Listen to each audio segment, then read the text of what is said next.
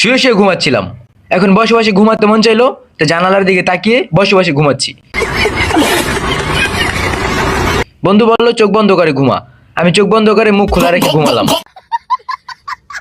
হঠাৎ দেখি বাহিরে অনেক রোদ, মনে হলো বৃষ্টি হবে, তাই প্যান্ট খুলে ছাদে গেলাম ভেজার জন্য।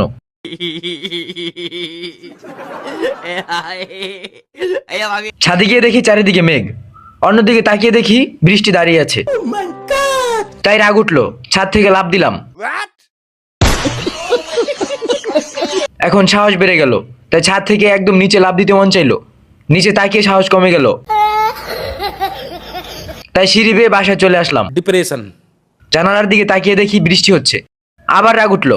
বাইরে তাকাইলাম, এখন দেখি বৃষ্টি নাই। রাগ কমে গেল, তাই কারেন্টও চলে গেল। আবার রাগ উঠে গেল।